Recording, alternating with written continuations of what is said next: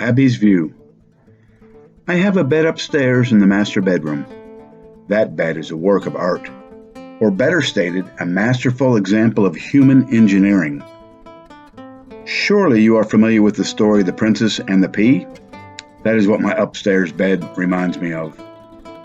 My bed upstairs seems to be bed upon bed and blanket upon blanket. I call that my citadel bed. I believe if it were any higher, I would not be able to get up on it. In fact, that is the reason why I have a bed upstairs. I can no longer jump up on Dan and Laura's bed. Dan and I went back and forth about me revealing that tidbit of information. But it is my column after all, so I can say what I want to. He did not want it known that he allowed me to sleep with him at night. I don't know what his problem is.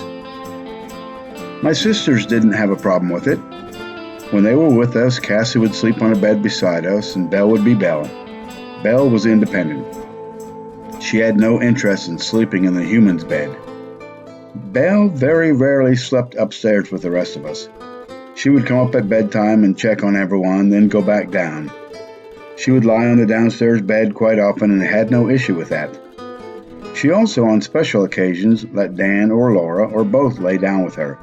Only once in a blue moon, as they say. On extremely scarce nights, you might for a very fleeting moment find 6.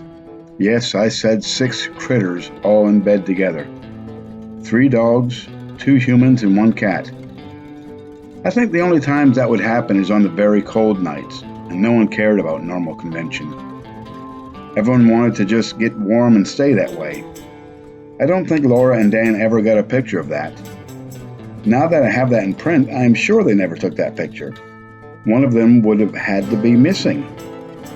I am told that you humans have developed the technology to set your cameras ahead of time so everyone can get in the picture, but I'm talking about Laura and Dan.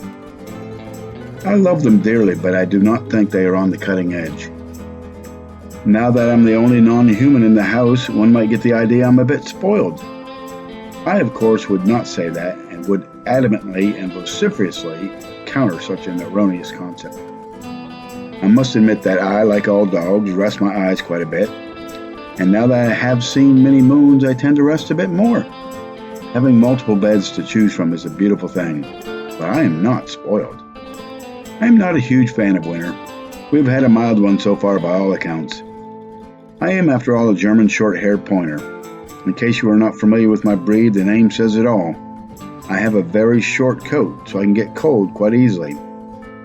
I love to look out the windows this time of year, but I do not go out among all the other critters as much as I do when it is night outside. I have a lot more stories about all my friends, but just wanted to take a little time to share with you my indoor life. I hope you have enjoyed the hiatus.